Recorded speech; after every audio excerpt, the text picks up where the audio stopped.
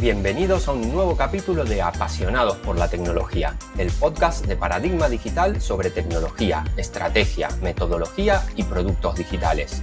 ¡Arrancamos! DeepSeek es una inteligencia artificial generativa desarrollada en China que está ganando terreno frente a competidores como ChatGPT y Gemini. Soy Maribel Tirados, esto es Apasionados por la Tecnología y en el episodio de hoy vamos a analizar el impacto que está teniendo la aparición de DeepSeek en los mercados tecnológicos y cuál va a ser su repercusión en el futuro de la IA. Para hablar de todo esto, hoy me acompaña José María Hernández, Generative AI Strategist en Paradigma Digital. José María, ¿cómo estás? ¿Qué tal? ¿Todo bien? Buenos días. Muy buenos días. José, por empezar, y por si hay alguien que aún no lo sabe, cuéntanos un poco qué es DeepSeek. Bueno, pues DeepSeek es hasta hace unos días, un par de semanas, un gran desconocido. Como bien has dicho, es una empresa china, un laboratorio de inteligencia artificial al más estilo OpenAI en Estados Unidos o Cohere en Canadá. Fue fundada por Lian Wenfeng en 2023 y se ha dado a conocer estos últimos días, y ahora hablaremos un poco de todo el impacto que ha tenido, al sacar su modelo DeepSeek R1 y asegurar que pueden competir contra sus grandes rivales americanos. Y más en concreto, más específicamente, ¿qué mejoras o qué mejoras aporta DeepSeek si lo comparamos con otros modelos pues ya más conocidos? Lo primero que hay que tener en cuenta a la hora de analizar en qué mejora un modelo a uno predecesor es que los distintos laboratorios preparan sus modelos para aprobar los exámenes en concreto a los que se van a someter a posteriori en estos benchmarks. No es, digamos, que se entrene en general y luego se presentan los distintos benchmarks, sino que el estudiante estudia para un examen en concreto. Lo primero que llama la atención es que tenemos que fiarnos de su propio benchmark, es decir, a menos que queramos destinar nosotros como analistas del LLM, podría decirse, mucho tiempo a estos benchmarks de las distintas soluciones, nos tenemos que fiar del propio proveedor. Y lo primero que llama la atención en el caso de DeepSeek, según la información propia que está en su web, es que tiene mucho menos parámetros activos que Wen y que Llama, que es el famoso modelo conocido de Meta, ¿vale? Y en cuanto a la comparación con el modelo de Anthropic, que es Cloud 3.5, o el de OpenAI con el que lo comparan en este benchmark, que es GPT-4o, no tenemos datos de cuántos parámetros activos usa. En los distintos campos que prueban el modelo son inglés, código, matemáticas y chino. Vemos distintas puntuaciones y que en algunos salen peor parados que en otros. Por ejemplo, en inglés. En inglés solo ganan el 30% de los benchmarks, pierde 3 de los distintos benchmarks contra Cloud 3.5 y otros 2 los pierde contra GPT-4, ¿vale? GPT-4o, perdón, que no es lo mismo. Y en código ganan en casi todos ellos, menos en uno, que pierden de nuevo contra Cloud 3.5, y ganan los 3 de matemáticas. Presentan al modelo a 3 benchmarks de matemáticas y lo ganas todos. Y ganan en cuanto a competencias en chino 2 de los 3 que presentan. Lo que llama la atención de esta comparación es que comparan en este benchmark su modelo con GPT-4o, pero después en su interfaz, que mencionaremos a posteriori, lo asemejan, rivalizan, por así decirlo, con el modelo O1 de OpenAI, que digamos es el más complejo hasta la fecha, hasta hace unos días que se presentó el modelo O3, ¿vale? Entonces, hay que decir que vemos que no sale tan bien parado los benchmarks porque pierde muchos en inglés, en código ganan pero siguen teniendo competencia. Pero el punto fuerte es que no busca competir en capacidad ni calidad, sino en hacer algo muy similar, aunque sea mínimamente peor, usando mucho menos recursos. Y este uso menor de recursos es lo que ha hecho tambalear el mercado en las últimas semanas. Justo. Lo vas a hablar, lo vas a comentar tú más adelante, pero es un punto clave, ¿no? Lo que acabas de comentar. ¿Podemos usar, José María, o reformulo, el uso de DeepSeek es simplemente o solo a través de la interfaz o podemos acceder también a su API? ¿Cómo es? Pues la verdad es que no, que se puede acceder también a través de los otros métodos que nos ofrecen el resto de proveedores de IA generativo. Es cierto que hasta que fue un boom no era muy conocido DeepSeek y desconocemos cómo era su web antes, pero sí que es cierto que ahora te da las distintas opciones que te puede ofrecer, por ejemplo, OpenAI. Entonces, tiene una versión app disponible para descargar en iOS, no se sabe nada de su versión en otros sistemas operativos móviles. Tienen la versión chat, que es similar a ChatGPT o Gemini que conocemos todos y que es la que más se está usando en las pruebas que estamos viendo pues, por redes sociales, etc. Tiene una versión plataforma que cuando hemos intentado acceder, no sabemos si por restricciones de la Unión Europea, de España, no nos da la opción de acceder. Y por último, y lo más importante, es que dan acceso a sus modelos a través de la API. Esta es la que más llama la atención porque a través de la API es donde llega el uso productivizable y el que nos interesa a nivel empresa de esta solución. Entonces, dentro de la API hemos estado investigando y hay un par de modelos, uno centrado en chat, que está pensado para chatbots, y otro basado en el razonamiento, más similar a lo que hace o 3 de OpenAI, pero ellos indican en su documentación que detrás lo que hay es una técnica de prompting, el conocido como Chain of Thought, que está en nuestro ebook que publicamos hace un par de semanas explicado, y que si hay algún oyente bilingüe que quiera escuchar, que quiera leérselo en inglés, dentro de poco estará publicado en inglés también el ebook. ¿Qué dos cosas tienen en común estos dos modelos ofrecidos a través de la API? Que los dos tienen una ventana de contexto de 64.000 tokens y de salida de 8.000. Además, el modelo de razonamiento tiene 32.000 tokens extra para este proceso de razonamiento. Yo inicialmente, cuando salió la noticia hace ya pues, 2 semanas, creo, una de las principales cosas que me llamaron la atención es que era código abierto todo, ¿no? Y leí un gratis entre comillas, ¿no? En este precio, para usar la API, ¿es más caro o más barato que la competencia, José María? Al final, lo de código abierto y gratis, al final tiene que pagar unas máquinas donde se aloja este modelo. Ya se ha comprobado que dependiendo de dónde se aloja el modelo, tiene opiniones más de pro Estados Unidos o pro China o pro Unión Europea. O sea que el modelo se adapta a donde esté alojado para no ofender a su usuario. Es muy curioso. En cuanto al precio, estamos hablando de algo significativamente más barato. Si volvemos al modelo chat, que normalmente suele ser el más barato, y el equivalente en OpenAI es GPT-4o, porque digamos que no es el indicado para razonar y es más indicado para chatbots. El millón de tokens de input sin caché, OpenAI lo cobra a $2,5. Millón de tokens, $2,5. DeepSeek lo cobra solo a 14 centavos de dólar. Es una diferencia abismal. DeepSeek, otra cosa por las que llama la atención, es que mantiene ese precio de 14 centavos de dólar para el modelo de razonamiento por el millón de tokens de entrada. Es muy llamativo porque el precio para este mismo servicio de OpenAI pasa de los $2,5 a los $15. Y esto es solo lo de entrada, porque el output de OpenAI en el modelo de razonamiento sube hasta los $60 por millón de tokens. Y mientras que DeepSeek apenas llega a $2,5. Es decir, estamos hablando de que en resumen se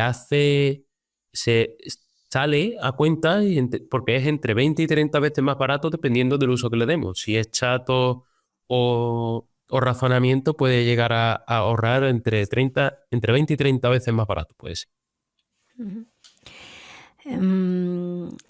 Lo hablábamos antes, ¿no? Que una de las cosas más clave, ¿no? de DeepSeek es que han utilizado un nuevo enfoque, ¿no? Para entrenar su modelo que al final lleva a tener menos costes, ¿no? Y aún así, aunque la implementación sea menos costosa, han obtenido resultados pues, muy parecidos a los modelos más avanzados que has comentado antes. Este abaratamiento de costes está teniendo además un impacto que va más allá de lo tecnológico, ¿verdad, José María? Pues sí, la verdad es que la manera en la que lo han entrenado, dicen, porque es todo muy hermético, que ha usado tecnología de NVIDIA, pero por restricciones del mercado de Estados Unidos, las empresas chinas y de otros muchos países tienen prohibido y no tienen acceso a los mejores hardware, a los mejores equipamientos que ofrecen NVIDIA. NVIDIA solo puede vender su mejor equipamiento a Estados Unidos o a países afines, tipo Reino Unido, Canadá, Australia, pero no a países, digamos, no tan amigos de Estados Unidos. Lo que llama la atención es que han conseguido tal nivel con menos capacidad y en teoría equipo peor, que después por la puerta de atrás hayan conseguido lo mejor de NVIDIA no lo sabemos. Pero sí que es cierto que con mucha menos máquinas, con mucha menos capacidad han conseguido eso. ¿Qué implica esto a nivel económico? Que tú como empresa que genera, que construye modelos de inteligencia artificial generativa, dice, vale, si estos han conseguido lo mismo con un 10% de la inversión en todas estas CPU, en todas estas tarjetas que nos está vendiendo NVIDIA, si lo hago con un 10% de eso, no tengo que comprarle tanto a NVIDIA. ¿Cuál ha sido la reacción del mercado? Pues una disminución esa misma semana del 17% del precio de la acción de NVIDIA. Y perdió 600.000 millones de dólares en capitalización bursátil. Ha sido la mayor pérdida en una sola semana, creo que fueron en 3 días. Y a fecha de ayer, que lo volví a comprobar, todavía no se había recuperado, seguía ligeramente, había perdido incluso un poco más porque el valor ya había perdido un 20% en el último mes. No implica ni mucho menos que vaya a ser la caída de NVIDIA, pero sí que la alta dependencia que había de estos modelos de su equipo ya parece que es menos. No van a tener que comprarle tanta cantidad y ni tanta calidad para llegar, en teoría, si se sigue el modelo chino, a este nivel. Y entonces se produce lo que es un cuestionamiento en el modelo de negocio. ¿Hace falta gastar tanto para llegar a un resultado tan similar? Uh-huh. Desde luego no creo que sea el fin, ¿no? Pero ha golpeado fuerte, eso está claro. Otras reacciones que ha habido a nivel internacional ante este avance que está teniendo DeepSeek. Bueno, pues sobre todo en países afines a Estados Unidos y organizaciones afines digamos, a las políticas estadounidenses, sí que ha habido reticencia, ¿vale? El primer caso que encontramos, y es muy curioso, es el de Italia, porque el garante para la protección de datos personales italiano ordenó de inmediato el bloqueo de la aplicación de DeepSeek debido a que no se proporciona mucha información sobre su política de privacidad y manejo de datos personales. De hecho, hay quien dice que incluso a nivel empresa, incluso a través de API, DeepSeek va a usar los datos que se le aporte en las conversaciones que se den con sus modelos para reentrenar. Esto OpenAI, por ejemplo, en su documentación indica que a nivel empresa ellos no se quedan nada. Que sea luego verdad o mentira, no lo sabemos, ni lo sabremos nunca. Que ellos dicen que no lo usan, está ahí en su web. Entonces, también llama mucho la atención el caso de Italia, porque Italia fue uno de los pocos países a nivel europeo que prohibió ChatGPT en su salida. Durante algunos meses era imposible usar ChatGPT dentro del territorio italiano. O sea, que llama la atención lo rápidos que son para prohibir hasta que se aseguran de que es seguro, nunca mejor dicho.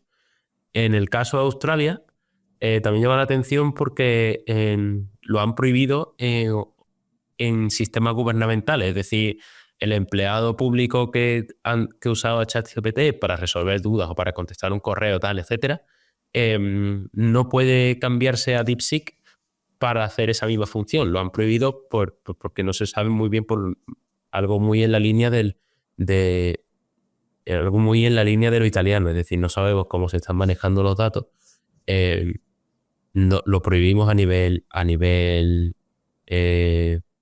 gubernamental, podríamos decir. Y, y además, aunque no está prohibido para el gran público, el ministro de Industria y Ciencia de allí, de Australia, ha dicho que hay que ser cauteloso a la hora de usar DeepSeek, que no entre todo el mundo de cabeza a usarlo y dejar de lado otros modelos que ya sí se saben cómo manejar los datos o parece saberse cómo manejar los datos. Aquí en España, la Organización de Consumidores y Usuarios y otras organizaciones europeas han presentado denuncias contra DeepSeek ante las distintas autoridades de protección de datos, alegando que posiblemente incumple el famoso GDPR, ¿no? Y en el ámbito estadounidense, que digamos que es donde mayor ataque directo se puede sufrir, porque es donde se crean todos sus rivales o la gran mayoría de sus rivales, a excepción de Mistral o de Cohere.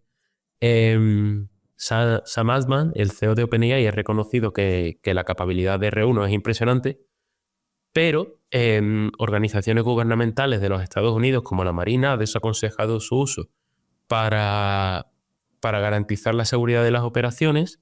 La Casa Blanca ha iniciado una investigación en cuanto a la seguridad de la propia aplicación, y una noticia de ayer mismo es que el Pentágono ha bloqueado la herramienta entre sus empleados porque se estaban dando cuenta de que cuando la usaban se estaban conectando a servidores chinos inconscientemente. Entonces, estas reacciones subrayan las preocupaciones globales sobre la seguridad de los datos, la privacidad y la competencia en el ámbito de la inteligencia artificial generativa, y especialmente cuando se trata de una tecnología creada en un país, digamos, no amigo de Occidente. Sí, yo creo que es importante que haya cierta regulación, porque si no esto se convierte, bueno, pues lo que has comentado, ¿no? Creo que es importante que haya una seguridad en los datos, que haya, bueno, pues una atención principal a la privacidad y bueno, me parece bien que se regule. ¿No? Hay cosas, me han llamado mucho la atención, que no sabía, lo de Italia no lo sabía, pero bueno, me parece bien que se ponga, pues eso, punto en este tema. Bueno, que Estados Unidos y China no son amigos, iba a decir, no sé cómo comentarlo. Vamos a decir que tienen ciertos problemas, es algo que sabe todo el mundo. Entonces, cuéntanos algunas de las implicaciones ya más geopolíticas que ha tenido pues este surgimiento de DeepSeek. Bueno, sí, la realidad es que OpenAI junto con Gemini captaban y Anthropic también, claro, todas creadas en Estados Unidos, captaban una cuota de mercado gigantesca del uso de IA generativa. Es decir, el empleado, la persona, el estudiante que hacía uso de IA generativa casi siempre usaba ChatGPT, a unas malas usaba Anthropic y a unas malas y si ninguno de los dos funcionaba, pues ya usaba Gemini o viceversa. Una de las tres. El caso es que geopolíticamente le quita el poder y el manejo de los datos de usuarios, de conversación, de entrenamiento, de reentrenamiento, de entrenamiento con ayuda humana, etcétera, del 99,9% de las conversaciones con IA generativa a Estados Unidos. Entonces, geopolíticamente ya sabemos la política de aranceles que tiene Estados Unidos y que se intensifica ahora con el nuevo presidente, y lo que llama la atención es lo que hemos comentado antes, cómo está China consiguiendo estos chips de Nvidia por la puerta de atrás. Es cómo le llega esa tecnología que en teoría está prohibida que le vendan. Entonces, parece ser que estas limitaciones no son tan efectivas como se pensaba, a fin de mantener el control tecnológico y aumentar la inversión en este tipo de investigación. A Estados Unidos no le está saliendo, parece que no le ha salido también la jugada, y que otros países, aunque son potencias tecnológicas sin ninguna duda, pueden desarrollar tecnología similar y hacerles competencia. ¿Cómo crees, José María, que va a ser el futuro con la aparición de DeepSeek, que ya nos está diciendo que con menos recursos, menos coste, tiene código abierto, se puede hacer lo mismo. ¿Crees que van a surgir otras startups parecidas? ¿Cómo crees que vamos a vivir los próximos meses? Yo creo que en países no afines a Estados Unidos se va a centralizar casi siempre todo el esfuerzo de IA generativa en una startup o en una empresa tipo DeepSeek, es decir, que el gobierno la respalde, el gobierno propio de cada país la respalde y que consigan aunar ahí a sus mejores ingenieros de inteligencia artificial, de machine learning, para crear algo que les pueda competir. El caso es cierto que China puede ser a nivel global y por cosas relacionadas con mercado, etcétera, el gran contrincante de Estados Unidos, pero otros países no afines pueden sacar su propia inteligencia artificial. Que llegue al nivel es difícil, pero es cierto que hay países como China que sí que lo tienen, que tienen ese poder dentro, en casa, para hacerlo. Cada vez que sale un modelo de estos más barato, tenemos que recurrir a la palabra democratizar, porque lo hace más accesible. El que antes por coste descartara usar un modelo americano, hemos visto que es mucho más barato.